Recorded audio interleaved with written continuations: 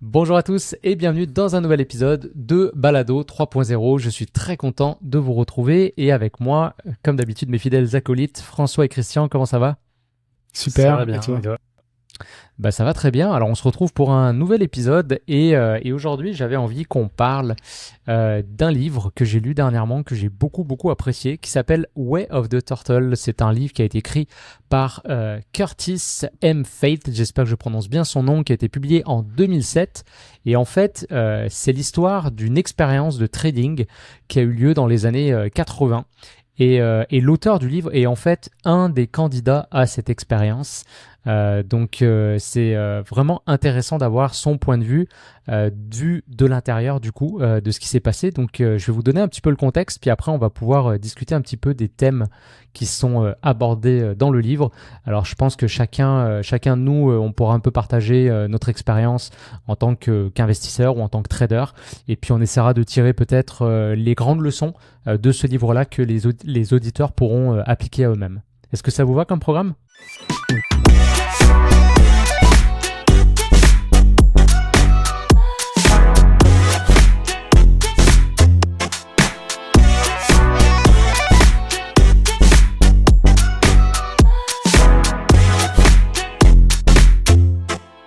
Mais avant ça, si on déroule le plan, on va faire peut-être un petit point marché, parce que là, en ce moment, c'est un peu chaud sur la crypto. Fait que, Yes. François, tu vas nous faire un petit point là-dessus. Petit tour rapide après de nos projets perso, où est-ce qu'on est rendu. Et à la fin, je ne sais pas si l'un de vous a prévu coup de gueule, coup de cœur. Vous avez quelque chose en réserve ? C'est une bonne question. Je vais réfléchir pendant l'épisode. Pour l'instant, ouais, non, Moi, j'ai prévu j'avoue. une citation. J'ai prévu la T'as citation. prévu une citation, c'est Oh, déjà la la citation. non, mais j'ai déjà fait les deux derniers coups de gueule et coups de cœur. On n'est pas du tout. ouais, J'avoue que on je n'est vais pas du tout en réfléchir. freestyle Je vais aujourd'hui, réfléchir, les mais- copains. Tac, Alors, tac, allez, tac. c'est parfait. Alors, Non, Barry, mais il y a François, toujours un des petit idées. un petit point marché. Qu'est-ce que t'en penses ? Là, on est alors- sur un Bitcoin, on a percé sous les 60 000. Percer les 50, Là, ouais, on voit qu'on 58 est, 000 on est hier. en train de défendre cette zone-là. Qu'est-ce qui se Ouais. passe ? Et ben, pour moi, il se passe ce qu'on avait dit la semaine dernière. Donc, on a quelques semaines de retard par rapport à l'émission qui est enregistrée. Mais si la suite des épisodes, si Ouais, vous là, on suivez va les retourner, épisodes, techniquement, ça va dans l'idée qu'on disait. Hein. On va dans le bad range Ouais. au niveau de Bitcoin. Et on fait même une sortie un peu du range. Je pense une fausse sortie, puisque là, on est retourné sur les 61 000 aujourd'hui. 61 000, 62 000. Donc, on voit encore une fois que en bad range, c'est la peur qui prend le dessus. Que si vous regardez votre flux d'actualité actuellement, le flux est plutôt négatif. On a l'impression que c'est la fin du monde, que tout va se casser la gueule. Et en fait, je pense qu'on est juste en train de latéraliser, de consolider, et que il y a aucun, il y a une possibilité que ça casse vers le bas, mais il y a beaucoup plus de chances que ça reprenne par la hausse. Et si on a une baisse, ça serait un épiphénomène, et je pense qu'il serait assez vite racheté. Si on Comme on redescend avait à vu 45 ou je sais pas, en mars 40 ou 2020. même 38, ça serait C'est- par exemple ce qu'on en avait vu en mars 2020 pour le Covid. Ça C'est reproduit intéressant à peu près d'ailleurs. la même idée. C'est intéressant d'ailleurs. C'est vrai qu'en fait, sur les petites unités de temps, on a quelque chose de plutôt bearish. Mais si on prend du recul et qu'on regarde sur du mensuel, du trimestriel, en fait, on est tout simplement dans une petite latéralisation. C'est un peu le concept du range, comme tu dis. Moi, j'ai renommé sur mon graphique la bande du bas, je l'ai appelée Bull Run is over. Et la bande du haut, je C'est l'ai ça. appelée Let's fucking go. Et C'est tu vois exactement que ça. c'est exactement les messages que tu vois passer sur les réseaux sociaux dès qu'on se rapproche d'une bande ou de l'autre. Mais c'est intéressant parce que tu sais, en crypto, je vois que les gens aiment bien reprendre les derniers cycles et de faire, on va dire, du Des calque, parallèles. un peu comme on faisait quand on était en cours d'art plastique. Et ils disent, tu vois, regarde, là, ça coïncide et tout. Et en fait, beaucoup de gens reprennent les graphiques de 2020 et ils disent, tu vois, en fait, on est dû pour une dernière purge et ils te sortent le truc de mars 2020. Mais il faut se rappeler quand même que, comme tu dis, le mot c'est épiphénomène, on était dans un contexte très particulier. Donc ça se peut absolument que ça se reproduise, mais ça veut dire que là, tu es en train de faire le pari qu'il y a un autre Black Swan qui va arriver parce que c'est arrivé à peu près au même moment le cycle dernier. Donc à mon avis, c'est pas quelque chose de statistiquement je te le dis, probable. c'est absurde. En fait, t'as Nicolas Taleb qui a paramétré une stratégie comme celle-ci, qui a décidé de se lancer sur une stratégie qui était une stratégie de Black Swan, essayer de faire des gains en fait que dans ces moments-là. Et il l'a théorisé, il a écrit un livre dessus. Et en plus, il l'a mis en réalité, il l'a fait. Et pour l'instant, ses performances sont décevantes. Ça marche pas, ouais. Ça, Donc, c'est d'ailleurs peut-être un livre qu'on pourra discuter ouais, d'ailleurs je pense. sur le podcast. Je l'ai pas lu encore, mais je sais que c'est le résumé en tout cas de ça, quoi. Ouais, il y en a le premier qu'il avait écrit, je pense, c'est Fooled by Randomness. J'avais écouté un résumé audio et c'est super intéressant. Et en fait, il montre que c'est très difficile de battre le random, donc l'aléatoire. Oui. Et en fait, c'est là la première fois qu'il a abordé le concept de Black Swan. Ouais. Et ensuite, il a fait un livre complet là-dessus. Et donc, pour ceux qui connaissent pas, c'est un trader lui-même. Hein, donc, il fait toujours le parallèle avec. Et j'ai l'impression que c'est aussi. Je crois que c'est Antifragile, le deuxième livre. Antifragile, ouais. Je pense que c'est aussi un grand philosophe. Hein. J'ai l'impression qu'il aime penser les choses. Et j'ai vu, il y a même toute une sorte de collection de ses livres. Et il y en a plusieurs comme ça. Et moi, c'était Antifragile qui m'avait beaucoup inspiré à l'époque. Mais j'ai pas pris le temps de me plonger plus que ça. C'est un statisticien aussi, en fait. Souvent, les statistiques sont pas compris du grand public et lui, il va vraiment te mettre les chiffres dans la face et tu dis, OK, j'avais pas vu ça comme ça, quoi. Super intéressant. Ok, ça fait le point. Maintenant, je suis d'accord avec toi, François. Moi, pour l'instant, je pense que ceux qui ont encore un peu de, on va dire, d'argent de côté, c'est des très bons niveaux pour aller accumuler sur Bitcoin ou sur des grosses altcoins. On voit d'ailleurs, c'est intéressant. Hier, par exemple, on avait Bitcoin qui a retracé plus que, on va dire, les top 10, 20 altcoins. Donc, on a une dominance aussi qui est un petit peu en train de shifter. Donc c'est intéressant, je suis curieux de voir la fin de l'été, ça se peut très bien qu'on continue à ranger comme ça pendant le mois de juillet, le mois d'août, on verra. Moi je m'attends à un breakout avant septembre, mais on verra. Ouais, mais voilà, c'est ça que j'aime bien aussi, j'aime aller à... Quand je vois ce type de scénario qui arrive là où on est dans le bad range, j'ai l'impression que c'est aussi le moment où les mains faibles et les personnes qui sont là pour la spéculation n'arrive pas à entendre quelque chose qui peut être difficile à entendre, qui est, en fait, on est peut-être là pour encore 6 mois. Il y a peut-être encore 8 mois même à attendre. C'est tout à fait possible. Oui, on a cette vision et on espère qu'en septembre, octobre, que potentiellement c'est peut-être un boule éclair qui va arriver, etc. Que les planètes sont quand même plutôt bien alignées, la validation du spot Ethereum, il y a plein de trucs qui vont quand même dans le bon sens, les élections présidentielles, etc. Mais rien ne dit que ça va partir. Et potentiellement, on peut rester encore dans cette phase de latéralisation. Ce que les jeunes débutants qui arrivent sur ce marché ne comprennent pas, c'est que le temps, pour les spéculateurs de court terme, c'est la manière dont le market maker fait pour gagner de l'argent. C'est-à-dire que c'est là-dessus où il gagne de l'argent. Lui, il gagne de l'argent plus le spéculateur va attendre avec son effet de levier, avec ses taux d'intérêt tous les jours qui vont lui être débités parce qu'il tient une position en x10, en x50, en x100, imaginons. Il y a bien des fous qui le font. Je comprends toujours pas les gens qui tradent avec un effet de levier à crypto. Et voilà, c'est ça. Et en fait, si vous n'avez pas d'effet de levier, que vous êtes tout en spot, techniquement, on vient peut-être se prendre une petite correction de 30%, mais en vrai, les fondamentaux sont là et il y a juste à attendre. Et si vous n'êtes pas prêt à prendre ce temps et à attendre et à accepter que potentiellement on en a encore pour 1 an, je veux dire, 12 mois, un cas extrême. Et c'est que ça veut dire que vous n'êtes peut-être pas prêt à faire les gains que vous allez faire par la suite. Ouais, absolument. Donc, prenez conscience que c'est totalement OK qu'on ait des baisses et il n'y a rien d'étonnant. Il y a eu 2 baisses sur Bitcoin aux alentours de 12-16% sur les 2 baisses en termes de pourcentage par rapport au point haut.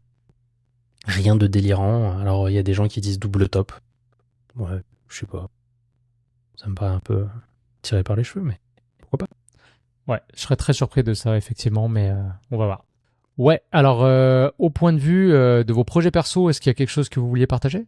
Projet perso, tu sais, c'est les vacances, enfin c'est l'été, donc ça prend plus de temps à mettre tout en place, personnellement de mon côté. Mais ça avance petit à petit sur les différents projets sur lesquels je suis, ça bouge. Cool. Et toi, Christian ? Et moi, de mon côté, là, j'ai la chance d'avoir pris 3 semaines de vacances. J'ai fait un peu le fou parce que les collègues, ils y vont plutôt par 2 semaines max ou une semaine la plupart du temps pour répartir un peu sur l'année. Moi, j'ai dit allez, on fait le fou, on prend les 3 d'un coup. Donc là, après, en septembre. ça serait bien. Non, là, je pense que du coup, je vais pouvoir vraiment mettre le focus. Moi, je sais que je fonctionne comme ça. C'est plus difficile pour moi sur un temps. Enfin, je mets du temps à me lancer, mais après, une fois que je suis dedans, et c'est pour ça que je suis plus efficace sur un temps long. Donc, j'ai eu cette première semaine la semaine dernière pour commencer à poser des choses. Là, je commence à bien avancer, et puis du coup, il me reste encore la semaine prochaine. Donc, du coup, des choses qui commencent à se mettre en place sur les stratégies qu'on avait évoquées, développer le site avec toute la stratégie qu'on va pouvoir mettre en place, qui va prendre à la fois une approche et hybride et trafic payant. Trafic payant et trafic organique, je veux dire. Donc une approche un peu entre les deux, le meilleur des deux mondes. Et puis pour ma part, je vais peut-être commencer à reprendre aussi les conférences, parce que ça me manque ce contact physique. Ça fait très longtemps en fait que j'ai pas été au contact, à part par la magie, mais d'un point de vue plus coach, ça fait très longtemps la dernière conférence que j'ai animée, donc hâte de pouvoir en animer une prochaine. Voilà. Cool. Pour ce qui est de mon... Cool. Bah moi de mon côté, je vous dirais que je suis dans le dernier sprint de mon salariat, puisque je vais quitter à la fin du mois d'août. Là-dessus, j'ai 2 semaines de vacances, je crois, ou 10 jours. J'ai fait un peu comme les retraités, j'ai mis mes vacances à la fin de mon mandat. Donc je pars un peu à Vancouver, en famille, tranquillou. Mais donc du coup, je me prépare mentalement en fait. Je reprends l'image du retraité, mais tu pars pas à la retraite sans plan. Donc j'essaye vraiment de préparer du coup l'après pour moi. Je pense que je vais quand même prendre quelques semaines pour relaxer, parce que mine de rien, ça a été quand même intense pour moi la dernière année, entre le travail et tout ce que je développais à côté. Donc probablement un petit repos bien mérité, mais après ça, je vais attaquer. Sauf que cette fois, ça va être vraiment 100% axé sur mon projet et notre projet. Donc j'ai hâte de vraiment pouvoir m'y mettre concrètement, pouvoir créer plus de contenu pour nos auditeurs, que ce soit sur toujours la chaîne YouTube bien sûr, mais aussi un peu sur les autres réseaux sociaux. Et puis je travaille toujours sur l'écriture de mon livre, donc ça prend pas mal de temps aussi. Beaucoup de choses, beaucoup d'idées dans ma tête, et c'est difficile de se concentrer sur l'essentiel en fait, parce que j'ai envie de partager tellement de choses que ça peut devenir un peu fouillis, je pense, pour la personne qui va lire le livre. Donc j'essaie vraiment, je pense que je vais tout poser sur le papier, puis après ça va me prendre encore beaucoup de temps à relire et à enlever tout ce qui est superflu, tout ce qui est pas pertinent, ou à la limite qui ferait plutôt lieu à un deuxième livre. Donc voilà. Mais on va déjà écrire le premier avant de penser au deuxième. Donc voilà pour moi. Si ça vous va, on attaque le sujet du jour. Oui. Yes. C'est parti. Alors, donc comme je disais tout à l'heure, c'est une expérience qui a été faite. Donc j'ai pris quelques notes, excusez-moi si je regarde du coin de l'œil. Donc le livre raconte cette expérience, on va dire, qui s'appelle donc Les Tortues. Alors pourquoi le nom déjà Les Tortues ? Parce qu'en fait les deux personnes qui ont fait ce pari-là, parce qu'à la base c'est vraiment un pari, c'est Richard Dennis et William Eckhardt. J'espère que là encore je prononce bien leur nom, qui étaient deux très très grands traders qui avaient fait je pense qu'on peut dire des milliards, et j'ai pas vérifié le chiffre, mais c'est certain, des centaines de millions par leur propre société, on va dire, de trading. Et en fait, ils étaient arrivés à un point où en fait, ils avaient plus grand chose à prouver en tant que trader, mais il restait une question qui se posait tout le temps, c'est est-ce que ce serait possible d'enseigner le trading à quelqu'un qui n'était pas issu du background de la finance, par exemple. Et donc, en parlant de ça, Richard Dennis, lui, avait été à Singapour pour un voyage dans, je ne sais pas quand, mais un peu avant cette expérience-là. Et il avait été fasciné par une chose, c'est comment ils élèvent les tortues. Donc, en fait, tu as des fermes à tortues et tout est organisé, tout est optimisé. Et ça permet après d'avoir des tortues qui pouvaient vendre derrière, tu vois. Alors, je sais pas si c'était vendu pour être des animaux domestiques ou pour être vendu, je sais pas trop où, là, tu vois. On peut imaginer que c'est peut-être utilisé aussi pour de la bouffe. Mais peu importe, l'histoire, c'est ça, c'est que ça lui était resté cette image qu'on pouvait élever des tortues. Et donc, du coup, il a dit, on va élever des traders comme ils élèvent des tortues à Singapour. Et c'est parti comme ça. Donc ils ont lancé ce pari-là avec leur propre argent d'ailleurs. Donc ils ont fait un appel. Quoi, du coup Pardon. Qui pensait quoi? Richard pensait que c'était jouable de. En fait, les deux, ils pensaient que c'était possible, mais ils voulaient le prouver. Mais probablement, en tout cas, dans la lecture du livre, j'avais l'impression que c'était plus Richard, que c'est plutôt lui qui est mis en avant un peu dans le livre, mais l'autre est quand même là. Il a participé à toutes les étapes de l'expérience. Donc, ils ont fait un appel dans je pense que c'était le New York Times ou le Wall Street Journal, je sais pas trop, pour justement, expérience. On recherche des candidats au profil varié pour une expérience de trading. Et ils ont reçu pas mal de demandes. Et finalement, ils ont sélectionné une vingtaine de traders. Et ce qui est intéressant, c'est de voir le profil de ces traders-là, parce que comme eux, ils voulaient prouver que c'était à peu près n'importe qui, ils s'assuraient quand même qu'il y ait un certain mindset. Parce qu'en fait, eux, ils étaient convaincus que c'était vraiment par des règles qui étaient bien claires et qui devaient être respectées. Donc déjà, ça prend quelqu'un qui soit capable d'absorber ce programme-là et d'être capable de le jouer, quoi. Donc il y avait dans les candidats des gens, donc il y avait des joueurs de poker, il y avait un gars qui était dans les jeux vidéo, qui était un joueur professionnel, il y avait des musiciens, il y avait des ingénieurs, donc beaucoup des profils mathématiques aussi, et il y avait ce gars-là, donc qui a écrit le livre, qui lui à l'époque avait 19 ans, donc c'était la plus jeune des tortues. Et c'est celle qui a le mieux réussi. Donc, c'est elle qui écrit le livre, c'est intéressant parce qu'on voit vraiment tout comment ça s'est passé de l'intérieur, on va dire.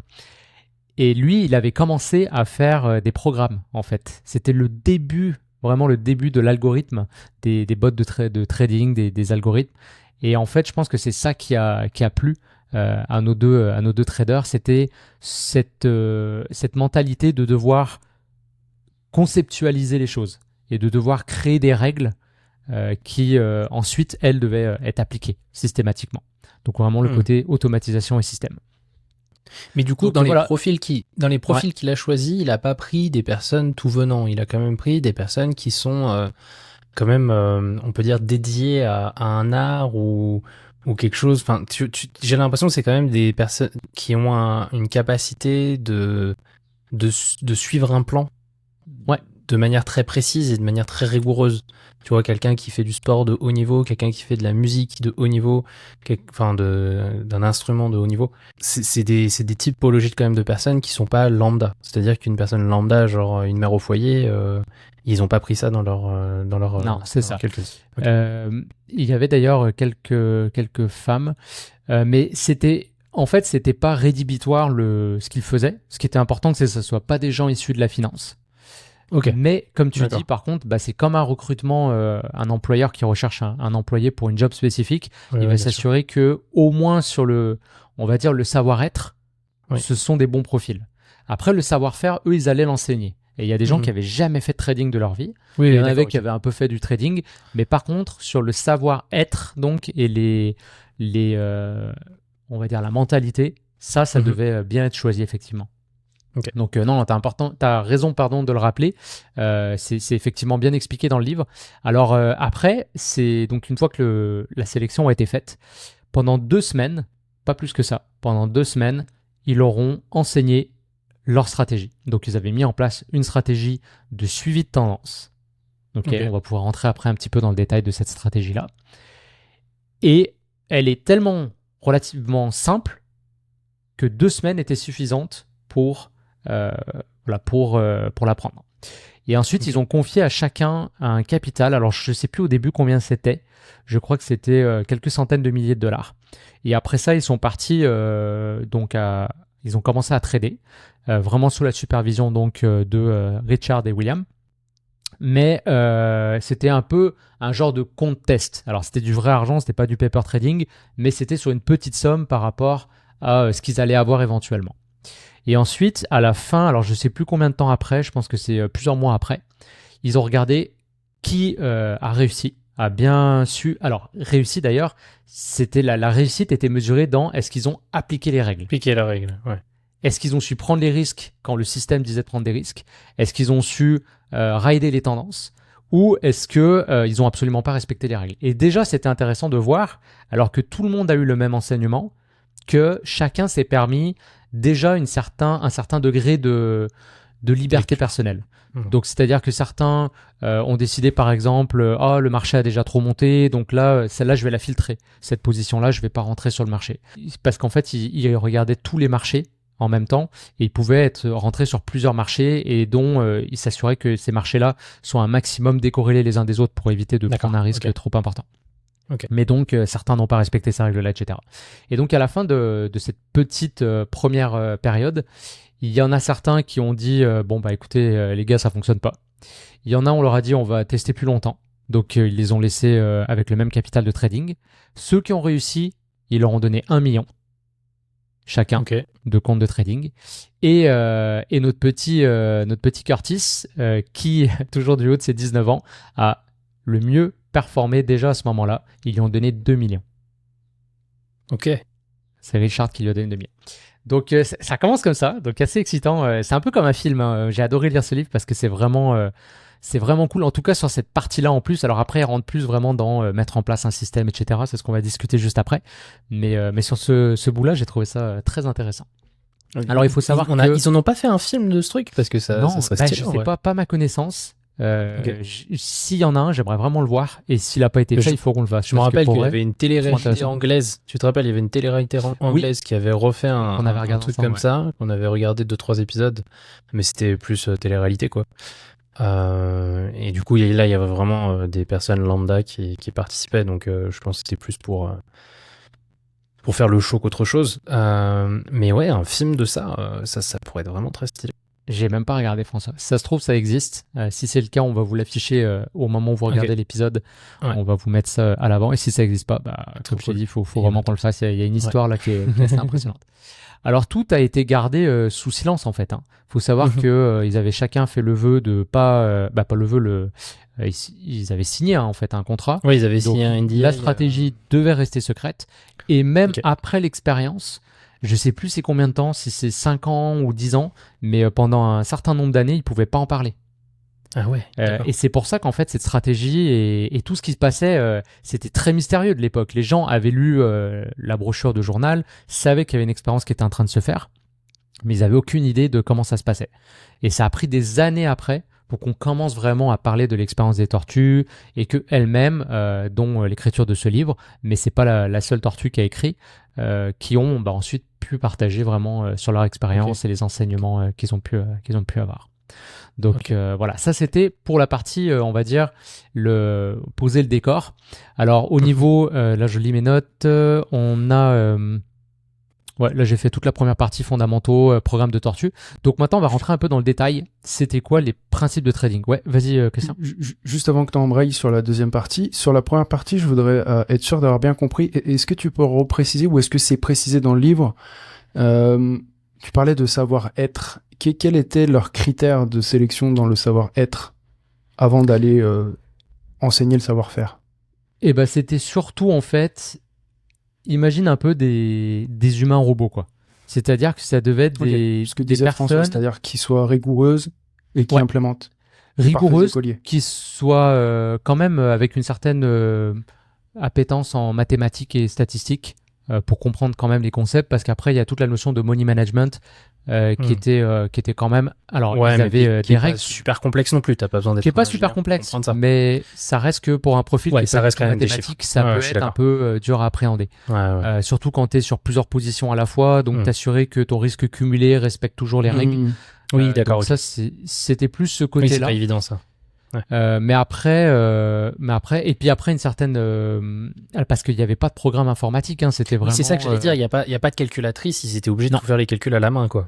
Il y avait des calculettes, mais c'était pas comme maintenant. T'as des petits. C'est pas un tableur Excel, quoi. T'as pas un tableur Excel. Tu rentres ton truc et puis hop, ça te crée ta position. C'était le début, si tu veux, comme le gars justement. C'était les années combien déjà, t'as dit? Dans les années 80. Comme Curtis, lui travaillait déjà sur certaines formes d'algo, mais c'était le début du truc, donc il y avait beaucoup de à la main. Après, eux, ils passaient du téléphone à leur broker.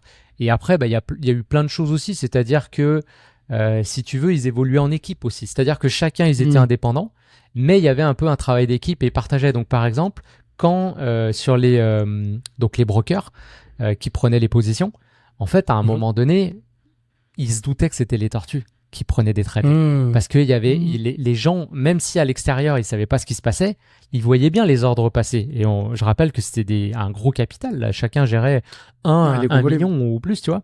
Ouais, mais t'avais pas la technique qu'on a aujourd'hui avec, je pense, des capacités de vraiment savoir exactement l'order flow. Non, c'est ça. Je pense qu'il y avait que les bookers, les bookmakers, que les bookmakers. Oui, ils avaient pas autant que les brokers qui avaient peut-être ces clés-là, mais le tout venant, ils pouvaient pas voir. Et puis, j'imagine. Les floor traders, ils voyaient justement après, ils essayaient de rentrer leur position, mais pas en même temps. Donc il y avait une espèce de travail d'équipe là qui se faisait pour pas qu'ils se fassent capter direct, quoi. Et après, ça va amener à la. Est-ce que ça peut-être la performance de la stratégie? Peut-être aller trop vite par rapport à ce que tu vas dire après. Peut-être tu répondras à cette question par la suite. Mais moi, je suis encore qu'un novice dans le trading. Voilà, je suis un trader du dimanche, si on peut appeler ça comme ça. Mais de ce que j'ai retenu de ce que vous m'avez partagé, c'est que plus une stratégie est implémentée dans le marché, plus du coup elle va impacter le marché. C'est-à-dire que on va avoir, par exemple, je sais pas, tout ce qu'au niveau Fibonacci, etc. On sait qu'il y a les 618, il y a des points clés, et donc du coup, plus c'est appliqué, plus la masse va reproduire ça, et donc ça va devenir une stratégie qui va être valable sur le marché. Là, comme c'était caché, comme c'était pas quelque chose qui a été dit, comme c'était pas divulgué, du coup, sur quoi il se basait à l'époque? Est-ce qu'il y avait déjà des tendances qui ressortaient? Est-ce que tu vois, c'est intéressant de se dire. C'est un très bon point, et moi-même je me questionnais pendant la lecture du livre. Je me disais qu'effectivement j'ai cette même croyance que quand tu partages une stratégie, et c'est particulièrement vrai en crypto en fait. C'est-à-dire que si tu as trouvé une pépite et que t'en parles largement et que les gens achètent avec toi la même pépite, la valeur va monter. Donc sur le marché, de la thune, c'est pas grave. Totalement. Par contre, idéalement, tu veux être le premier à avoir acheté. Donc ça m'a vraiment rappelé que tu veux toujours avoir un edge sur le marché. C'est-à-dire que c'est pour ça que Fibonacci, c'est un peu une croyance autoréalisatrice. C'est-à-dire qu'il y a assez de gens qui y croient pour que ça devienne potentiellement une stratégie de trading viable, avec certaines statistiques à l'appui, etc. Encore que j'ai déjà entendu des traders dans certains podcasts que j'écoute dire que c'était vraiment de la bullshit et qu'en vrai, statistiquement, ça n'a jamais été prouvé. Donc là, j'ai pas fait assez de travail personnel pour pouvoir vous dire oui ou non de façon si tranchée. Mais en tout cas, ce qui est intéressant, c'est que vraiment, tu veux avoir un edge, c'est-à-dire que tu veux avoir une information avant les autres, t'exposer à ça, et ensuite laisser le marché aller dans le sens que tu as imaginé. Et comme c'était du trading de tendance, en fait, eux, ils essayaient vraiment de rentrer sur les tendances dès leur début et de les surfer le plus longtemps possible. Alors après, on était dans un marché particulier. On était dans un marché où il y avait de fortes tendances à ce moment-là, notamment sur les matières premières. Et aujourd'hui, on sait qu'on a des marchés qui sont beaucoup plus complexes, avec beaucoup plus de périodes en range. Donc, ça, on en reparlera un peu plus tard, mais la question demeure. Est-ce que cette stratégie aujourd'hui, elle fonctionnerait? Mais en tout cas, à cette époque-là, elle a fonctionné. Et la raison pourquoi ils ont voulu garder la recette secrète, c'est qu'ils savaient que si c'était publié au grand jour, ils n'avaient plus aucun avantage. Parce que les gens allaient pouvoir gager quand est-ce qu'ils rentrent. Ils auraient pu ou anticiper leurs mouvements ou les contrecarrer. Donc, tu veux toujours jouer un peu quand même dans l'ombre. Donc, voilà. Ça répond à ta question? Ouais, carrément. Cool. Donc, alors, les principes de trading, j'ai nommé 2-3 mots comme suivi de tendance, etc. Mais concrètement, en fait, c'était un système, somme toute, assez simple, qui aujourd'hui est d'ailleurs beaucoup utilisé par pas mal de traders. Moi-même, je suis assez fervent de ces stratégies simples. En fait, ils achetaient tout simplement des breakouts. Donc c'était des breakouts. Alors si on veut nommer un indicateur, ce serait par exemple les channels de Donkian.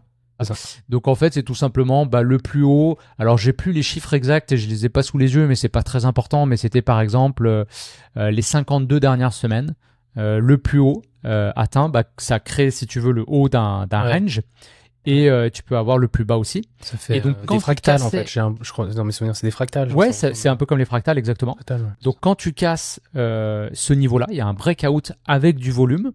Et ils considéraient que voilà, c'était un vrai breakout. Ils rentraient. Après, derrière, il y avait un système de stop loss. On va rentrer un petit peu dans le détail tantôt. Et après, ils surfaient aussi longtemps que possible avec un trailing stop, tout simplement. Ok, trailing stop. Ok. Donc c'était vraiment ça. Et après, ils s'exposaient sur tous les marchés, donc ça leur permettait vraiment de suivre toutes les tendances. Et le concept de base, c'était vraiment de ne jamais laisser une tendance partir sans vous. Donc si, mettons, la volatilité faisait qu'à un moment donné, tu sortais de ta position, si la tendance reprenait, bah, tu re-rentrais en position. Donc tu pouvais pas laisser prendre la chance en fait qu'une tendance parte sans toi. Et en fait, bah, après, c'est ce que Cédric Froment dit souvent, la distribution du capitalisme, c'est-à-dire que tu vas avoir, mettons, un tiers de tes positions qui sont perdantes, un tiers de tes positions que tu vas neutraliser avec un petit gain ou une petite perte, et tu vas avoir un tiers de tes positions qui vont être des gros gagnants. En gros, c'est ça. Bon, je sais pas si c'est exactement cette distribution-là, mais je sais que Cédric Froment, il partage souvent ces chiffres-là. C'est à peu près, donc voilà, ça donne l'idée un petit peu. Alors après, au niveau la gestion du risque, alors attends, c'est ouais, dans mes notes, j'ai pas noté précisément, mais c'était vraiment un trailing stop. Donc moi, c'est ce que je retiens avec du coup comment je dirais ça, une unité de temps qui est beaucoup plus courte. Donc tu vas pas attendre que le truc il retrace, mettons un plus bas des 52 semaines, mais c'était mettons un plus bas des 2 dernières semaines. Tu vois, là je dis n'importe quoi comme chiffre. Ok, d'accord. Ok, ouais, je vois ce que tu veux dire. En gros, il suit vraiment le mouvement pour sortir le plus tôt possible, pas qu'il se reprenne toute la retrace du mouvement haussier. Exactement. Ok. Exactement. Il tradait aussi à la hausse et à la baisse. Il tradait à la hausse et à la baisse. Il tradait aussi à la baisse. Okay. Il tradait les deux et donc l'idée c'est toujours d'avoir une asymétrie entre le take profit potentiel qui là pour le coup était pas du tout estimable parce que vu que c'est un suivi de tendance, tu peux pas dire d'avance je vais TP à 3 fois mon risque. T'en sais rien du tout. Mais tu sais que tu t'exposes à au moins plus qu'une fois ton risque. C'est un peu l'idée quoi. Donc c'est potentiellement un 10R, tu vois, R étant le risque que tu prends sur leur capital. Et au niveau, alors après, dans le livre, il parle énormément de la psychologie et il souligne justement, et c'est vraiment un des points qui revient souvent dans le livre, c'est vraiment la psychologie. C'est-à-dire que il explique par exemple qu'il y a une des personnes qui était dans l'expérience, qui était convaincue que Richard Dennis lui avait donné des informations supplémentaires. Parce que lui, en fait, il y arrivait, il était vraiment excellent dans l'exécution du plan. Parce que voilà, il avait 19 ans, il s'était vraiment moulé au truc. Tu vois, ça fonctionnait parfaitement pour sa personnalité. Et il réalisait des gains de dingue. Alors que, et il le rappelle, il dit, on avait tous eu la même information, on tradait tous les mêmes marchés.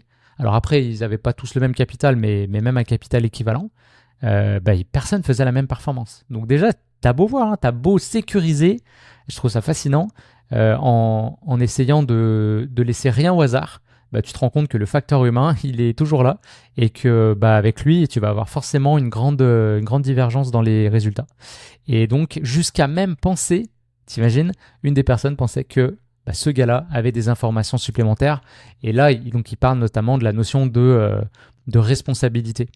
Et comment souvent, en fait, les traders qui commencent vont toujours avoir l'impression qu'il y a des manipulations contre eux, que le market maker va savoir exactement. Alors, oui, on sait qu'il y a des choses qui existent, bien sûr, mais en vérité, ils en veulent pas à toi personnellement. Ils en veulent à la liquidité, à la poche de liquidité qui peut être intéressante. Mais c'est ce que je veux dire, c'est ce que je disais tout à l'heure avec les personnes là qui spéculent sur la crypto. Si tout le monde met son stop à 58 000 sur BTC, t'inquiète pas que le market maker, lui, il voit de la liquidité à 58 000, il va aller la chercher, il n'y a aucun problème. C'est une question de temps, mais il t'en veut pas toi personnellement.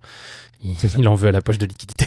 Et donc, au lieu de prendre le recul sur le truc en disant, là, par exemple, on dirait, je vais essayer de mettre mes entrées, à la limite, sur... alors là, c'était pas leur stratégie, mais moi, quand tu me dis ça, ça me fait penser, ok, pourquoi je mettrais pas un ordre d'entrée quand là où je pense que les gens mettent leur stop loss, tu vois, par exemple. C'est-à-dire que tu adapterais ta stratégie par rapport à une réalité que tu constates. Ça, ce serait on va dire le mindset gagnant.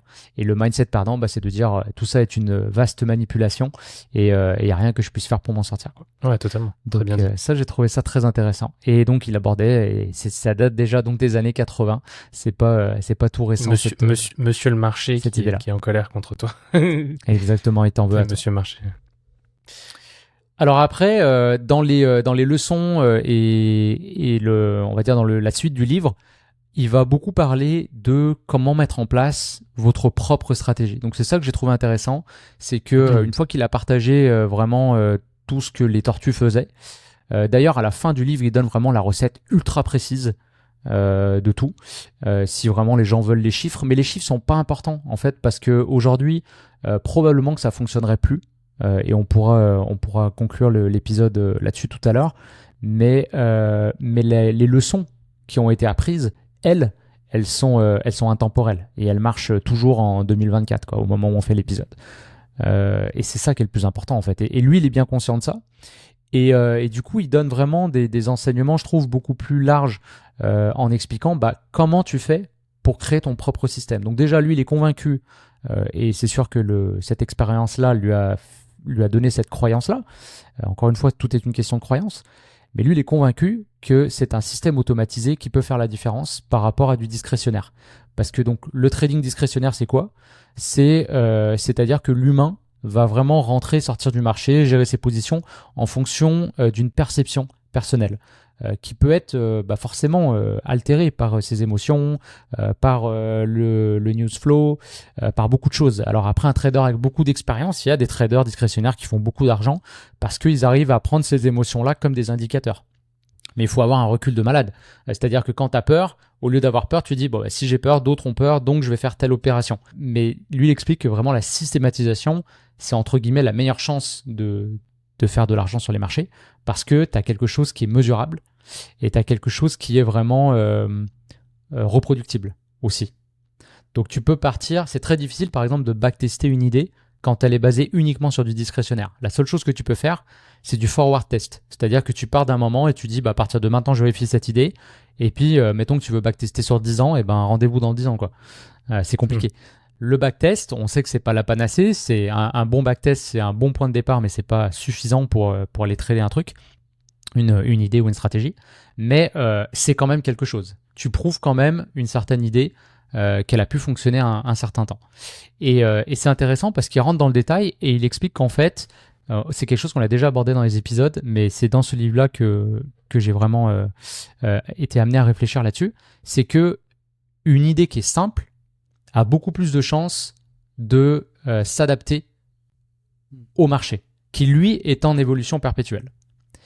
Et que quand tu as des règles qui sont beaucoup trop précises, beaucoup trop optimisées, et ça c'est un peu le piège du backtest, c'est que tu peux avoir finalement un backtest que tu optimises à fond par rapport à ta période d'étude, mais ça te dit aucunement que ça va performer de la même façon plus tard. Et en vrai, peut-être qu'un backtest qui t'aurait donné des moins bons résultats, mais parce que tu es resté sur des vérités beaucoup plus générales, te donnerait une stratégie bien plus gagnante pour le futur. Okay. Qu'est-ce que vous en pensez de cette idée-là d'ailleurs ? Moi, il y a rien qui me surprend. En fait, j'aime beaucoup la façon de penser en fait de ces personnes. C'est-à-dire que aujourd'hui, c'est tellement facile de partager une tactique et te dire tiens, vas-y, implémente ça. Sauf qu'on le sait, c'est tellement complexe le marché et quelque chose qui est vrai à un moment donné l'est peut-être plus à un autre moment. Donc il y a une question de timing, il y a une question de psychologie, comme on l'a vu. Ça, c'est extraordinaire. Ça, c'est quelque chose que j'avais aussi identifié à l'époque où je m'étais intéressé à tout ce qui est comment ça s'appelle déjà, marketing de réseau, où finalement on avait un même produit, une même société et plein de personnes le but c'était juste de dupliquer quelque chose qui fonctionnait. Donc on formait des personnes à dupliquer la vente d'un produit et ils constataient qu'il y avait des personnes qui cartonnaient et qui faisaient des résultats de dingue et d'autres non, alors qu'ils avaient les mêmes outils, ils recevaient la même mallette au démarrage de l'activité, ils avaient les mêmes arguments, ils avaient la même formation, tout pareil. Et qu'est-ce qui différait ? C'était l'élément X, l'élément humain. Voilà. Et là, on retrouve cette idée-là. Et donc, on voit bien qu'une tactique, elle s'appuie bien souvent sur une stratégie. Si on implémente la tactique sans avoir compris la stratégie qu'il y a derrière, je pense qu'en fait, c'est pas rémunérateur à long terme. On va peut-être faire du cash, mais on va même pas savoir pourquoi on l'a fait et on ne pourra pas forcément le refaire plus tard. Donc là, c'est hyper intéressant si maintenant on dit, voilà, je t'enseigne une stratégie. Maintenant, si je t'apprends à créer ta propre stratégie, c'est intéressant parce que comme on l'a vu auparavant dans d'autres épisodes, on va pouvoir créer une stratégie qui est adaptée à nous et à notre psychologie. Parce que peut-être que la stratégie que je vais t'enseigner, elle va peut-être pas forcément te convenir. Et c'est pour ça que peut-être des personnes vont être plus à l'aise à l'implémenter que d'autres. Mais du coup, ça veut dire que là, il y a encore un niveau de profondeur supplémentaire, c'est que pour être en mesure de créer ta propre stratégie, ça veut dire que tu as compris des grands principes. Et moi, ça, c'est quelque chose qui m'a toujours fasciné, c'est-à-dire, qu'est-ce qui fait que je sais pas moi, on pourrait dire ça dans n'importe quel univers, dans le jeu vidéo, dans le fait de raconter une histoire. Pour moi, c'était par exemple pour la magie, pour l'accompagnement, pour la pédagogie. Qu'est-ce qui fait que tu vas, avec la connaissance de certains principes, être en mesure d'être autonome dans cet univers-là parce que t'as des éléments qui sont, comme tu l'as dit, intemporels et que c'est pas une question qui peut périmer, c'est pas quelque chose qui périme du jour au lendemain, c'est pas le truc qui est trendy, qui est à la mode en ce moment et qui marche bien parce que voilà, on est sur un buzz. C'est quelque chose qui sera vrai encore dans 10 ans parce que ça s'appuie sur des choses qui sont fondamentales, sur des règles, des lois universelles, on pourrait dire. Et bien souvent qui s'appuient sur une psychologie humaine ou quelque chose qui peut pas, enfin, en tout cas, qui va pas évoluer à ce que sache sur un temps court, quoi. Et donc ça, moi, c'est toujours quelque chose qui m'a fasciné. Qu'est-ce qui fait que quand tu vas faire ce tour de magie-là, tu vas créer une standing ovation versus tu vas faire un bid. Et si je t'apprends un tour de magie, bah t'es juste un faiseur de tours. Si je t'apprends les grands principes, tu peux créer tes propres tours de magie. Pareil pour n'importe quel domaine. Et là, donc, si t'as des personnes comme ça qui peuvent enseigner ça dans la stratégie de trading, je trouve ça dingue. C'est-à-dire que du coup, bon après j'imagine que tu vas nous expliquer, il y a plein d'autres défis, mais déjà ça veut dire que eux ils avaient bien compris, j'imagine, les grands principes pour être en mesure de t'enseigner la possibilité de créer ta propre stratégie, parce que ils devaient forcément maîtriser ce qu'il y a derrière la stratégie et qu'est-ce qui fait qu'une stratégie va fonctionner. Ouais. Non, clairement, ça montre le génie des deux traders, Richard Dennis et William Eckhart. J'ai vraiment la misère à dire son nom, mais ça montre le recul qu'ils avaient sur leur profession pour être capables de l'enseigner et de modéliser finalement leur pratique à une époque où en fait, encore une fois, il n'y avait pas comme aujourd'hui déjà cette connaissance, on va dire. Aujourd'hui, c'est répandu, cette idée d'automatisation de trading. Mais à l'époque, c'était visionnaire. D'une certaine façon, il n'y avait pas les outils informatiques qu'on a aujourd'hui. On n'avait pas les mêmes données. Donc, ça a pris vraiment du pif, quoi, de sentir le truc et après, de le tester, de voir que ça marche et puis de le comprendre assez pour pouvoir l'enseigner. C'est assez impressionnant. Et qui y croient assez pour mettre eux-mêmes, investir, au final, cumuler plusieurs millions, tu vois. De leur propre capital en risque à des gens qui n'avaient jamais tradé. En fait, quand tu penses, c'est quand même ils sont courageux. Cette expérience. Et non, c'est vraiment intéressant. C'est vraiment intéressant. Et ce que tu dis, je pense que c'est la clé, c'est-à-dire que au-delà, on a vu 2 semaines peut être suffisant pour enseigner une stratégie, mais derrière, ça a pris des mois en fait pour que les traders ils la comprennent. Et certains l'ont compris plus vite que d'autres, mais qu'ils la comprennent à un point où ils remettent pas en cause ou en question sans arrêt les règles qui ont été décidées et qui font juste appliquer. Après, le marché, on ne contrôle pas. On peut avoir des positions qui sont perdantes, même si tout laissait croire que ça allait être des gagnants, et vice-versa. On peut avoir 5 pertes de suite, et puis on se dit, bon, bah là, le marché, il veut plus jouer avec nous, tu vois, il est plus compliant, ben ok, on change. Et finalement, c'était la position. En plus, sur le suivi de tendance, c'est ce qu'il explique, c'est qu'il y a vraiment, les gagnants peuvent être très très important et un gagnant peut te mettre ton année dans le vert correctement, mais si tu la manques, bah ton année est rouge. Et ça, il l'explique, donc c'est vraiment de prendre toutes les positions. Tu ne peux pas en laisser passer une, parce que si tu la laisses passer que c'est la gagnante, alors là tu viens de tout détruire, quoi. Ben moi, c'est super intéressant. C'est ça qui est ce que tu me dis là. Moi, ça me fait penser à ce que j'ai vécu en trading. Il y a cette notion de tordre les règles qui amène cette idée de simplicité de la stratégie. Si tu veux ne pas tordre les règles, il te faut une stratégie simple. Ouais. Et par rapport à ce que nous on avait fait, Julien, pour juste en parler un tout petit peu, c'est en fait moi j'avais investi en trading sur CFD au tout début, dans ma folle jeunesse, et j'ai vite compris que ma psychologie était mon plus grand problème. Mon plus grand défaut. Donc on apprend souvent à investir avec une stratégie, mais en fait les grands principes, comme tu disais Christian, pour moi ils sont de 3. Tu as la stratégie, donc la partie technique. Tu as le fondamental, donc c'est-à-dire comprendre plus la globalité dans le marché, comment ça fonctionne. Et après tu as plusieurs niveaux de vision. Ouais, c'est ça. Et après, tu as ta psychologie. Et ça, pour moi, c'est les 3 vraiment grands piliers de comment tu peux réussir sur les marchés. Et du coup, je possédais, parce que la plus simple, c'est de commencer par la technique. Donc tu essayes d'aller sur la technique. Sauf que petit à petit, tu te rends compte qu'il te manque du fondamental. Donc après, tu vas dans le fondamental. Chaque pilier va t'amener vers des erreurs. Dans la technique, tu vas mettre trop d'indicateurs sur ton graphe, tu vas commencer à avoir un sapin de Noël, enfin, tu vas essayer d'avoir la réponse magique, le Graal, le Saint Graal. Ça, c'est une des erreurs typiques. Dans les fondamentales, tu vas essayer de pallier ton biais d'impatience et ton biais d'incertitude. Et du coup, tu vas aller chercher de l'information qui ne sert à rien. Donc, au lieu d'essayer de comprendre vraiment les grands principes, tu vas être perdu. Et la psychologie, personne n'en parle. Et donc, du coup, t'es tout seul face à cette psychologie. Et du coup, on en parle, mais on en parle, mais pas forcément. On donne pas des choses concrètes. C'est difficile. Oui, parce que chacun a ses propres triggers. Chacun va. Et t'as beau lui dire que potentiellement tu vas avoir ça comme réaction.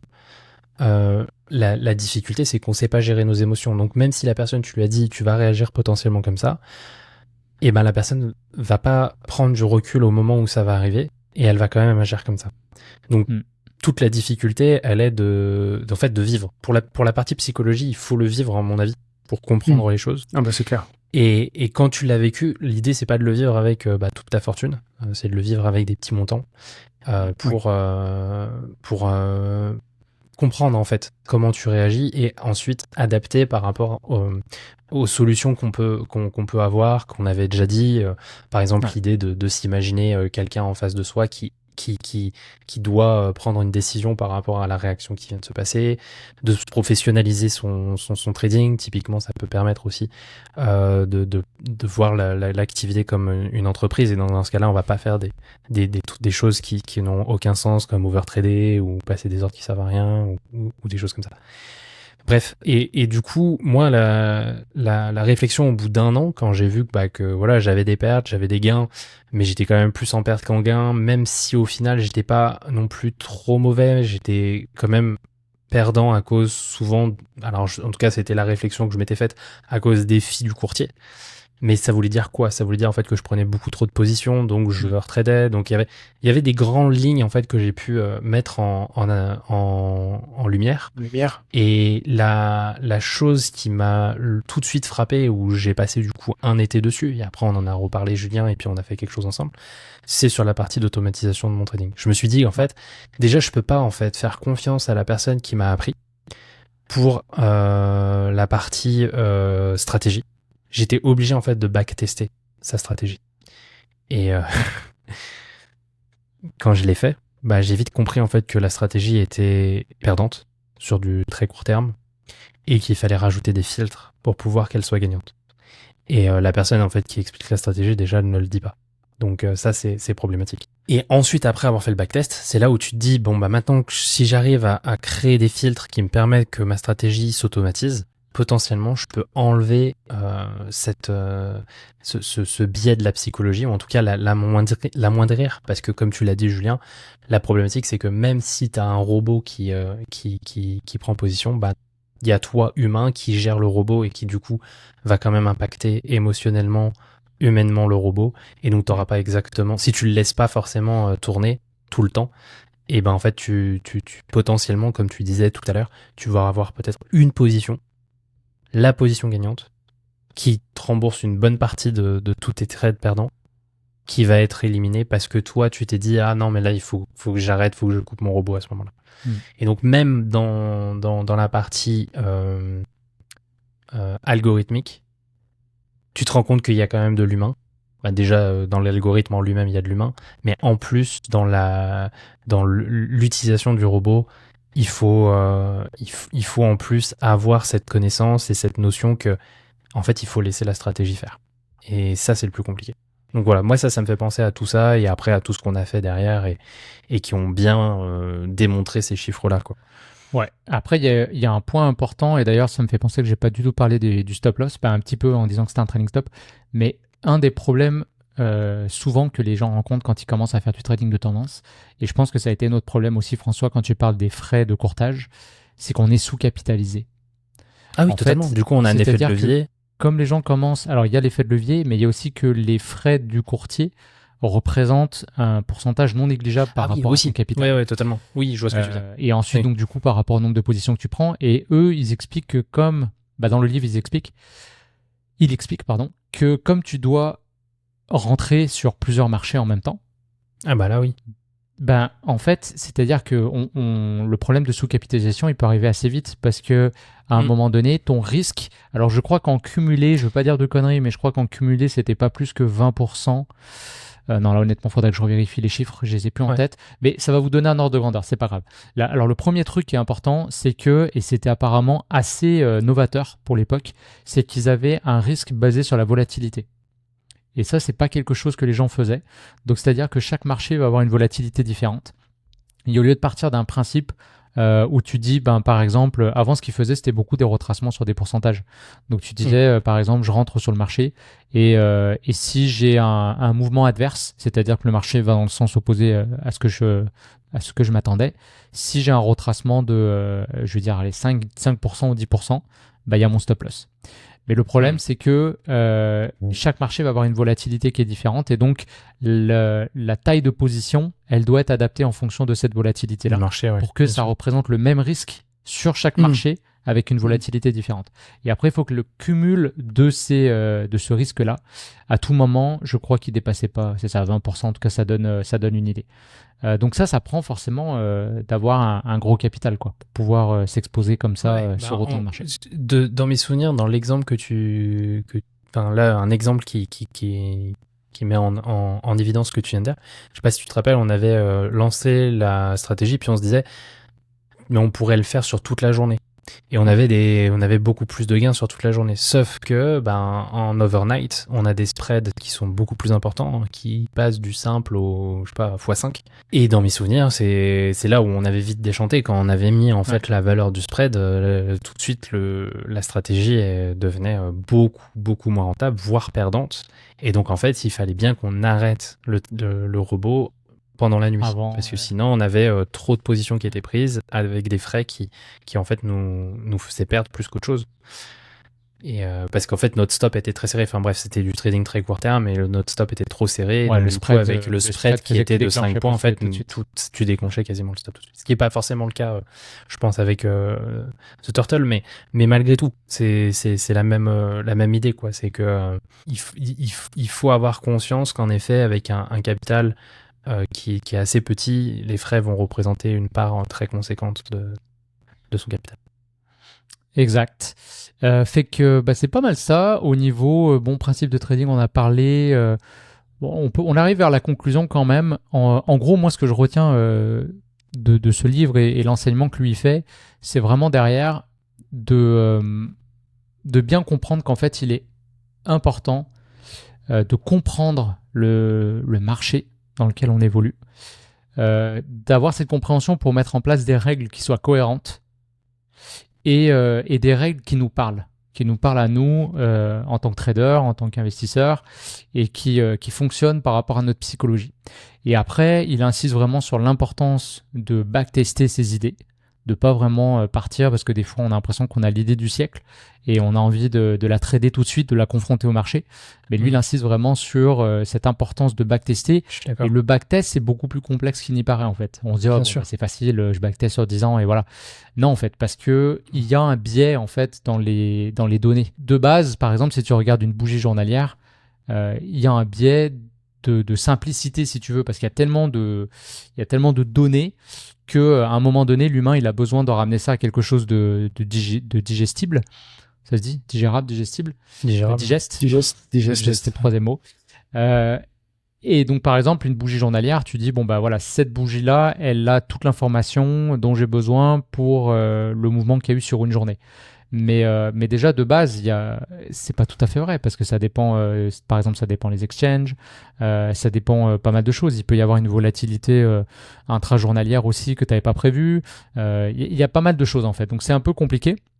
Mais lui, pour ça qu'il vaut mieux aller sur des marchés qui sont très liquides où tu sais que, exactement. Si tu as le cours de New York ou le cours de France, c'est la même chose. Enfin, tu n'auras pas un cours qui sera différent en fonction d'un broker ou quoi que ce soit, quoi.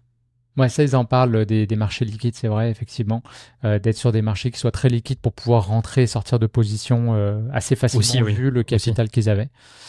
Donc, moi, c'est une lecture que j'ai beaucoup appréciée. D'ailleurs, j'ai pas montré le livre. J'ai enlevé la couverture, mais c'est ça. Ouais. Way of the Turtle. Donc, très beau livre. Ça se lit bien, hein, honnêtement. C'est quand même écrit assez gros. Donc, ça se lit rapidement. Et voilà. Donc, je recommande. Je pense qu'on a fait le tour. Au niveau du backtest, ouais. Au niveau du backtest, du coup, comment il précise un petit peu, il regarde chaque position, du coup, du backtest, ou il regarde juste une quantité de positions, il fait comme, je sais pas, on ferait en qualité de production, il prend un échantillon, je sais pas, d'une centaine de positions durant les 10 ans, à des moments différents, et juste il regarde ces positions-là, ou il regarde vraiment chaque position. Alors, sur l'expérience, il n'en parle pas à ce niveau de détail-là. Sur l'expérience des tortues, tu comprends qu'il y a beaucoup de choses qui étaient faites à la main. C'est-à-dire qu'ils avaient une équipe, hein, forcément, hein, c'était un bureau. Bien sûr. Ils avaient une équipe et qui traçait les graphiques. D'ailleurs, tu me fais penser la petite parenthèse, il raconte qu'à un moment donné, il y a beaucoup de temps sur les marchés où tu fais rien. Et eux, ils avaient commencé à jouer au ping-pong. Ça, c'est quand même une anecdote intéressante qu'on peut mettre. Attends, je vais juste clôturer peut-être sur ce que tu disais par rapport au backtest, puis après, je vais citer cette anecdote qui est intéressante. Et en gros, ouais, c'est ça. Il disait que beaucoup de choses étaient faites manuellement. Après, aujourd'hui, avec les outils que tu as, c'est vraiment de regarder les chiffres. Donc, dans les chiffres, si tu veux, tu vas avoir des choses qui sont intéressantes, qui te donnent déjà une bonne idée. Notamment, c'est le drawdown de ta stratégie, le nombre de temps que ça prend pour revenir à break-even suite à ta plus grande perte. Tu vois, des données comme ça qui sont quand même assez précises, qui te permettent toi ensuite de vérifier par rapport à ta psychologie. Qu'est-ce que tu préfères. Donc tu peux avoir par exemple, imagine une stratégie que quand tu regardes juste la performance, mettons il y en a une qui te donne, je vais dire n'importe quoi, 20% par année en moyenne. Oui. Mais son plus gros drawdown, c'est 70%. Et ça a pris 4 ans. Vraiment, j'invente des chiffres. Ça a mis 4 ans pour gommer cette perte-là. Et t'en as une autre qui fait seulement... Moi, je signe pas, moi. qui fait seulement 8%, mais qui a un max drawdown de 20%. Et que le maximum, c'est 6 mois pour effacer ce drawdown de 20%. Ouais, tu vas peut-être dire, tu sais quoi, en vrai, j'aime mieux la deuxième stratégie parce que psychologiquement, j'arriverai pas à tenir un 4 ans dans le rouge. Tu vois, c'est possible. Et encore une fois, le backtest, il te dit pas ce qui va arriver. C'est possible que tu aies même un truc qui sorte complètement de ce backtest. Mais au moins, ça te donne un peu des lignes de conduite que tu peux suivre. Et quand tu vois que tu arrives à des résultats qui sortent complètement du champ de ton backtest, là, tu peux commencer à te poser la question de dire, est-ce qu'aujourd'hui, le marché il a évolué au point que ma stratégie n'est plus valable ? Mais c'est à ça que ça sert aussi un backtest. C'est vraiment de donner un périmètre on va dire, d'efficacité de ta stratégie. Et si on en sort, ça ne veut pas dire que peut-être qu'on est sur un épiphénomène, comme on en parlait au début d'épisode, mais la question se pose. Okay.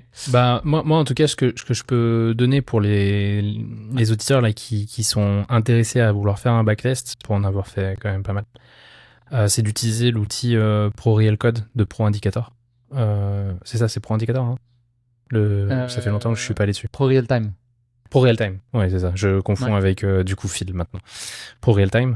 Avec ProRealTime, vous avez ProRealCode et vous pouvez coder votre stratégie si vous y arrivez. Normalement, avec ChatGPT, c'est assez facile de pouvoir maintenant faire des choses assez simples. Et dans le backtest, moi, ce que je recommande toujours, c'est quand même d'aller voir bien les positions qui ont été prises par le code pour bien valider si c'est bien les bonnes choses qui ont été faites dans un premier temps, avant de s'arrêter sur ces chiffres dont tu parles, Julien. Et après, ce qui est bien, c'est qu'en effet, ProRealTime permet d'avoir toutes ces informations du max drawdown, de combien de temps ça va prendre avant de retrouver les gains perdus. Toutes ces choses-là, toutes ces métriques sont données dedans. En tout cas, à l'époque que nous, on l'utilisait, c'était bien le cas. Et je pense qu'ils ont plus amélioré leur système, puisque c'était le début. Donc, voilà. Ouais. Je pense que ça peut être cool pour ceux qui se posent la question de comment faire un backtest. Un backtest, mais vraiment poussé, pas juste je prends ma souris et puis je regarde. Ça peut être une première façon de faire, c'est-à-dire une bonne solution de le faire manuellement. Voir, par exemple, pour ceux qui utilisent TradingView, il y a un outil qui permet, en fait, une fonction qui permet de rejouer le marché. C'est aussi possible. Moi, j'aime bien utiliser cet outil-là parce que ça permet vraiment d'être sûr, parce que quand on scanne visuellement les graphiques, on va des fois oublier des positions où il y a des choses qu'on va pas voir. L'œil va aller tout de suite vers ce qu'on recherche comme pattern, et il y a plein de fausses patterns se produisent et qui s'est rien passé, et on va le filtrer automatiquement. C'est pour ça qu'un backtest vraiment automatisé va sortir ces positions-là. Mais si le code, ça vous fait un peu peur et que vous voulez commencer à vérifier une idée, vous pouvez très bien le faire à la main, effectivement, en rejouant le marché sur l'unité de temps, par exemple. En fait, tout va dépendre de l'unité de temps sur laquelle on se met. Si on est sur de l'hebdomadaire, je pense que vous pouvez le faire manuellement sans aucun problème. Si vous, par contre, voulez prendre des positions sur du 15 minutes, moi, c'était là où il y avait un problème, quoi, parce qu'en 15 minutes, pour faire 10 ans de backtest, ça prend un peu de temps. C'est compliqué. Voilà. Déjà, de base, c'était 200 000 positions qu'on pouvait... 200 000... Oui, c'est ça. On pouvait monter qu'à 2 à 4 ans. Enfin, ça dépendait de l'unité de temps, mais on avait 2 ans, 4 ans...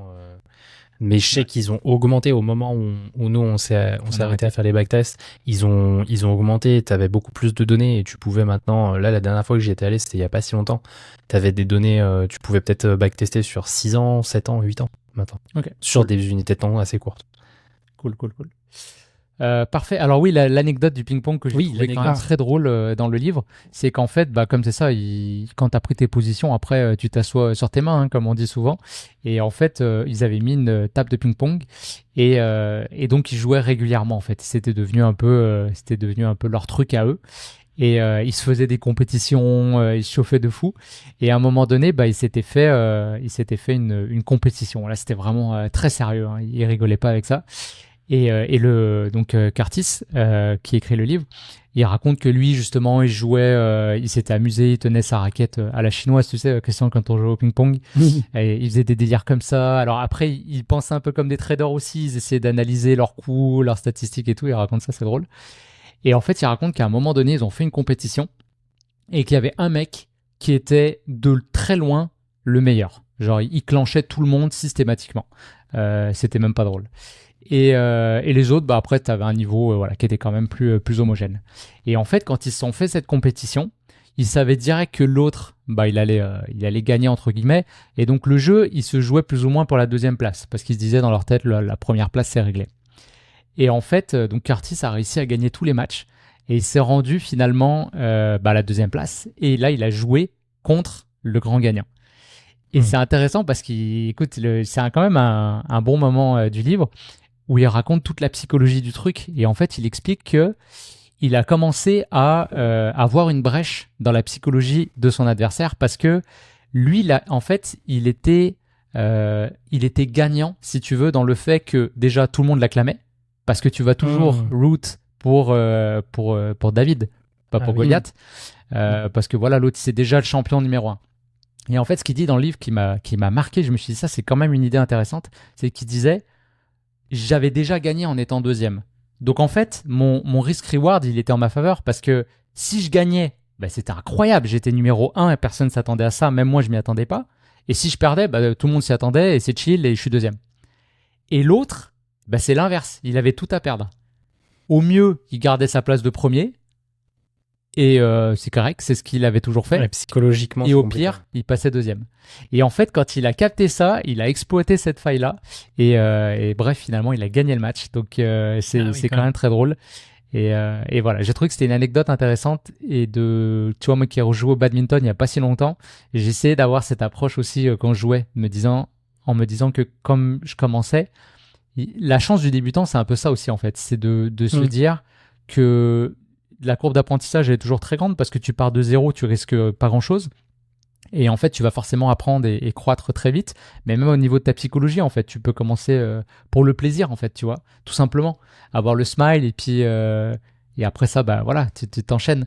Et en fait, c'est quand tu te professionnalises que finalement, et que tu atteins un certain niveau, que tu commences à avoir tout un truc psychologique qui se met en place, où d'un coup, tu dois continuer de faire tes preuves, et d'un coup, ta psychologie, elle est plus du tout la même. Et donc, je pense que c'est une anecdote intéressante pour se souvenir de ça, et de toujours checker sa psychologie, quelle est la bonne, et être dans un risk-reward intéressant pour nous. Très intéressant. Voilà. Fait que, bah, en conclusion du livre, la réflexion finale, on peut dire qu'aujourd'hui, cette stratégie, elle ne fonctionnerait probablement plus. On avait un peu posé la question déjà au début de l'épisode. D'ailleurs, il y a des traders qui avaient fait une stratégie qui s'appelait la soupe de tortue. Et en fait, ils rentraient justement, c'était des antipositions par rapport aux signaux qu'aurait donné la stratégie à l'époque. Et ça marche pas forcément. Qui semblait être d'ailleurs plus rentable que l'était la nouvelle stratégie, qui était l'ancienne stratégie des tortues. Mais par contre, les concepts qui sont donnés dans ce livre, ils sont définitivement applicables dans une nouvelle stratégie. Donc, il y aura toujours des tendances sur les marchés. Ça, c'est évident. Alors, elles peuvent changer, elles peuvent être plus ou moins courtes. Mais le marché de base, de définition, c'est ça. C'est qu'il y a des tendances. S'il n'y avait pas de tendance, on serait tous sûrs que toutes les matières premières seraient toujours accessibles au même prix. Il n'y aurait pas des compagnies qui hedgeraient leurs risques en achetant sur le marché des futurs. Quand on comprend un peu la dynamique d'un marché, je ne sais pas si c'est chinois ce que je viens de dire, mais on comprend que les tendances seront toujours là. Donc déjà, avoir une stratégie de tendance, c'est pas une mauvaise idée de base. Après, c'est de bien comprendre que c'est un type de stratégie qui nécessite d'avoir beaucoup de persistance parce qu'il peut y avoir des grandes périodes où il se passe rien. Et surtout dans les marchés actuels, les marchés modernes, où on a de 70% du temps, je crois que c'est le chiffre, les marchés sont en range. Donc pendant 70%, tu te fais éclater. Donc c'est à toi d'être vraiment tight sur ton stop. Et malgré tout, comme on disait, tu peux pas laisser passer une seule position. Tu peux pas filtrer comme ça parce que tu sens qu'on est sur une période de range. Il faut tout le temps prendre tes positions. Sinon, tu respectes pas ta stratégie. Et ensuite, quand tu as la position gagnante, il faut avoir les cojones de la suivre et d'aller la chercher jusqu'au bout, quoi. Comme par exemple ceux qui ont tradé Nvidia. Tu vois, je vais prendre cet exemple-là plus récent. Je regardais les graphiques de Nvidia, je me disais tiens, si j'étais rentré en position quand il y a eu le breakout, etc. En fait, tu vois, c'est une position parmi tant d'autres. On pouvait pas prédire que Nvidia allait monter comme ça. Et il n'y a pas si longtemps encore, quand on disait Nvidia est complètement surévalué, il n'y a aucun sens, ça va se péter la gueule et machin, toi, faut être fort aussi pour te dire, imagine que tu es assis sur un gain, je sais pas, déjà extraordinaire, et de te dire, ouais, mais j'ai pas mon signal de sortie encore, et même si tous les médias te disent que le truc est surévalué, ma stratégie me dit, je continue de suivre ma tendance. Et actuellement, tu seras encore sur une position gagnante et on ne sait pas où ça va aller. Tu vois, peut-être que demain, ça sera le top et ça sera fini. Mais en attendant, ta stratégie, tu dois continuer de la suivre. Et cette position-là de Nvidia, c'est peut-être, elle va gommer tes pertes des 2 dernières années, tu vois, et t'asseoir sur un gain considérable. Donc voilà. J'espère que ça vous a plu, que je vous ai donné envie de lire le livre aussi. Et puis d'ailleurs, s'il y a des auditeurs qui ont lu le livre et qui veulent nous partager leurs commentaires, peut-être que vous avez interprété certains passages du livre autrement. Je serais vraiment curieux de vous entendre là-dessus. On va aller vers la fin de l'épisode avec le coup de gueule, coup de cœur. Moi, j'ai un coup de cœur, si jamais t'as pas trouvé, François. Non, j'ai pas trouvé. Non, franchement, t'as pas trouvé. Et ça va être un autre livre. Vous allez dire qu'en ce moment, je fais que ça lire, mais oui. Alors c'est de Fastlane Millionnaire. Ah bien. Et ça, c'est même plus un partage. Ça, c'est même pas un coup de cœur, un coup de gueule. Ça. Un lifestyle. C'est un lifestyle. Alors c'est les trois. Comme ça, c'est bon, on a tout fait. Ouais, j'avoue. Non, c'est un coup de cœur. Pour vrai, c'est un coup de cœur parce que dans les derniers livres que j'ai lus, il m'a mis une petite claque. Claque. Tu sais quoi, n'en parle pas trop, parce que tu sais quoi, on va faire. Non, je veux pas trop parler pour qu'on fasse un épisode là-dessus. Ouais, parfait. Mais je peux vous dire qu'il m'a surpris et il m'a fait comprendre. C'est quoi qui te touche là, en très peu de mots, en une phrase, en 2 phrases? Dans le coup de cœur, en fait, ouais, c'est ça. Pour vraiment rester sur le côté coup de cœur, c'est qu'en fait, il a une approche vraiment très pragmatique des choses. Il n'hésite pas à à remettre en question un peu. Il y a des choses qui sont assez évidentes quand tu fais du développement personnel, quand tu as lu des trucs sur la richesse, la finance et tout. Et notamment, il critique énormément le mouvement FIRE, et ça m'a rappelé un épisode qu'on a fait. D'ailleurs, on pourrait peut-être mettre le lien en description, mais il explique justement, donc tu as en gros, pour faire très très simple, hein, mais je rentre pas dans le détail, on a, selon lui, trois itinéraires possibles vers la richesse. Donc tu as le trottoir, ce qu'il appelle le sidewalk, qui est 60% des gens, et même plus. Et ça, c'est une voie, c'est plutôt le côté YOLO. Donc c'est les gens qui, en fait, trade leur futur pour un meilleur aujourd'hui. Après, tu vas avoir ce qu'il appelle la slow lane, donc la voie lente. Alors les slow laners, il dit, c'est les gens qui font l'inverse des gens du trottoir, là, des sidewalkers. Ils vont plutôt trader leur présent pour un meilleur demain. Donc il explique qu'il y a plus de maturité là-dedans, et oui, machin, mais en fait, il te fait les chiffres et il te montre que ça vend pas du rêve, en fait, et que ton risque, il est pas, ton risque-reward, il est vraiment pas intéressant. Parce que, alors tu vois, il explique les bons vieux trucs, et là tu penses à l'homme le plus riche de Babylone, sauver 10% de son truc, se payer en premier, tous des concepts que tu as lus quelque part. Lui il te dit, déjà, te payer en premier, c'est faux. Quand tu es un employé, tu te payes pas en premier, tu es payé en dernier, première chose. Tu vois, disons les choses telles qu'elles sont, parce qu'il y a d'abord le gouvernement, il y a d'abord machin, etc. Donc oui, l'idée est sympa, mais elle n'est pas complètement vraie. Et en fait, il dit que tu mets en place une stratégie basée sur des choses qui ne sont pas scalables, notamment le temps, ça on l'a souvent dit, c'est pas une nouveauté, mais il insiste vraiment là-dessus en disant que y a beaucoup de choses que tu contrôles pas. C'est pareil, ton 10% que tu vas chercher sur le marché, en fait, t'es bien gentil, mais le marché, tu contrôles rien du tout. Et ceux, par exemple, qui ont sorti leur épargne en 2008, tu vois, ils ont perdu toute leur épargne des 20 dernières années, donc en un rien de temps. Alors oui, après, on va dire oui, mais les marchés remontent, machin et tout. C'est vrai, j'en suis convaincu. Mais eux, ils ont peut-être pas le temps, ils peuvent peut-être pas attendre. Ils ont peut-être pas le temps. Puis t'as peut-être, est-ce que la liberté financière à 65 ans, c'est intéressant ? Et est-ce que tu peux te rendre là, en fait ? Le risque est vraiment là. Et après, il y a la fast lane. Et donc là, c'est tout ce qu'il explique. Alors, je suis pas arrivé à la fin du livre. Et puis, on fera un épisode là-dessus si ça vous intéresse. D'ailleurs, dites-le nous en commentaire. Mais c'est par la base de l'entrepreneuriat, notamment. Et donc, il aborde plein de concepts. Et en vrai, moi, ça m'a mis une claque parce qu'il analyse la mentalité des trois profils. Et je me suis rendu compte que malgré tout ce que je fais et que je pense, je me croyais vraiment du côté des fast laners parce que je prends beaucoup de risques, parce que j'ai mis des efforts considérables pour limiter mon épargne, augmenter mon épargne en limitant mes dépenses, etc. Et en fait, il y a vraiment une mentalité de slow laner dans tout ce que je fais. Voilà, parce qu'en fait, là-dedans, et c'est ce que j'essayais de te dire dans le Fire Number, je me rappelle dans le... Parce que du coup, tu vois, genre, moi, c'était Ian Darwin, et je pense que Ian Darwin a dû lire Fast Lane assez rapidement. Et du coup, tu vois, genre, il le disait souvent, le truc, c'est que tu as beaucoup plus d'intérêt à faire monter ton niveau de vie ton niveau de richesse en essayant d'aller chercher plus d'argent et donc en entreprenant. C'était la conclusion, c'était d'entreprendre plutôt que d'essayer de limiter tes dépenses. Ouais. Et souvent, moi, c'est ça que je reproche aux Fire Numbers, c'est qu'ils passent plus de temps à essayer de limiter leurs dépenses, à dire non, mais il faut qu'on se serre la ceinture pendant les 10 prochaines années pour pouvoir atteindre finalement la liberté financière. Alors qu'à mon avis, tu penses à l'envers. Il faut pas te limiter faut pas te limiter sur 10 ans, quoi. Si tu veux, c'est bien de diminuer tes dépenses, c'est bien de faire un constat, c'est bien d'épurer les trucs qui servent à rien, mais ça sert à rien de passer 10 ans à juste épargner. Et enfin, c'est pas comme ça que tu vas atteindre rapidement ton million.